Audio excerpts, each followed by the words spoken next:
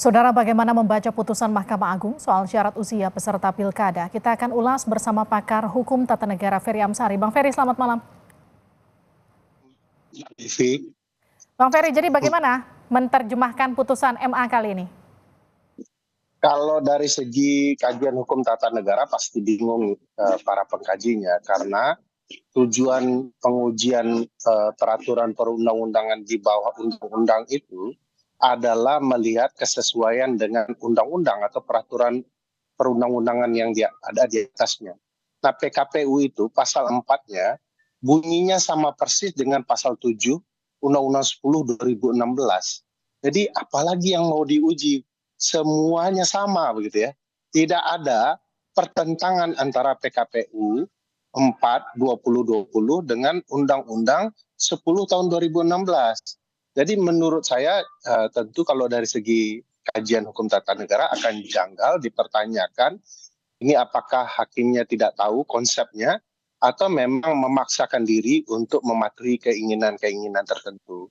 Namun tentu saja dari segi politik ini jelas permainan politik yang kurang lebih modus, motif, kepentingannya sama dengan putusan di Mahkamah Konstitusi perihal Gibran.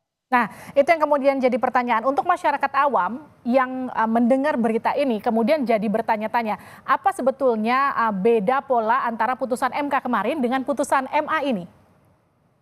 Karena menurut saya tidak akan mungkin upaya membenahi kepentingan ini dilakukan dalam pengujian di Mahkamah Konstitusi.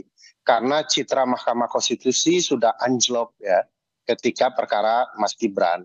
Apalagi kita ketahui bahwa kalau ini diajukan kembali ke MK, tentu orang akan mempertanyakan kembali posisi sang paman. Sementara sang paman sudah pernah diberikan sanksi. Kalau ternyata tidak diberikan sanksi kan tambah aneh. Oleh karena itu lapangan permainan dipindahkan dari Mahkamah Konstitusi ke Mahkamah Agung. Dan di Mahkamah Agung ya tampil lagi keanehan-keanehan itu. Dasar logika pengujian peraturan perundang-undangan di bawah undang-undang terhadap undang-undang itu bertabrakan oleh Mahkamah Agung. Dan bagi saya ini tidak mungkin Mahkamah Agung tidak paham konsepnya. Pasti ada permainan serius di dalamnya. Oke, kalau dibandingkan dengan putusan MK nomor 90 kemarin, ini apa beda dan samanya?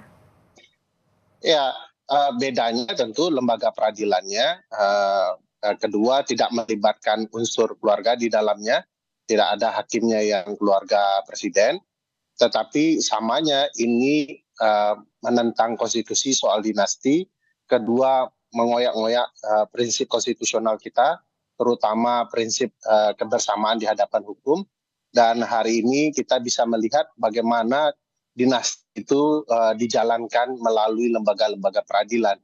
Pertanyaan besarnya bagi kita, kemana lagi kita akan mengadu soal keadilan kalau pengadilannya sendiri sudah berpihak dan sudah melanggengkan politik dinasti untuk masa depan Indonesia yang menurut saya berpotensial sangat tidak demokratis pasca.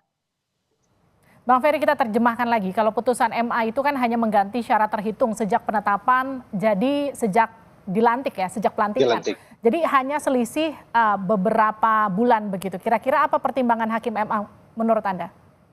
Ya, mudah dilihat ya, pertimbangan itu akan mengarahkan kepada siapa yang mencalonkan. Cara menghitungnya sama dengan putusan 90. Siapa yang mendapatkan kemanfaatan dari lahirnya putusan 90. Yang kita ketahui hanya satu orang yang mendapatkan keuntungan. Nah, kita akan lihat putusan Mahkamah Agung nomor 23 PHUM 2024 ini akan dinikmati siapa. Di sana kita bisa tahu bahwa pengalihan penentuan usia, batas usia dari mendaftar hingga kemudian nanti dilantik itu akan cocok dengan calon tertentu atau tidak. Oke, ini kan ada wacana pencalonan kader Gerindra Budi dengan Kaesang ya. Apakah ini menurut Anda ada hubungannya atau memang kebetulan? Kalau dihitung-hitung usia mereka, kita tahu salah satu di antara mereka akan mendapatkan keuntungan dari perubahan pasal dari pasal 7 Undang-Undang Pemilu Pilkada dan pasal 4 PKPU ini. Bagi saya di sana kita ketahui inilah relasi sesungguhnya kenapa putusan JR ini muncul, karena diantaranya untuk menguntungkan sekali lagi keluarga presiden. Jadi implikasi besar dari putusan MA ini apa? Implikasinya tentu dia mengubah konsep demokratis di mana semua orang dipandang setara di hadapan hukum dalam proses demokrasi menjadi tersingkirkan dengan kasar melalui putusan-putusan peradilan yang seolah melegalisir ya, membenarkan bahwa ini sah, padahal kita tahu ini tidak sah, tidak adil, tidak ada aturan main yang diubah di tengah jalan. Sebentar lagi November akan datang, peraturan ini hanya untuk mengejar kepentingan menuju politik November 2024. Di sanalah rusaknya demokrasi kita. Terima kasih pakar hukum tata negara Ferry Amsari sudah bergabung bersama Sama-sama, kami di Sapa Mbak Levi. Indonesia Malam. Sehat-sehat selalu.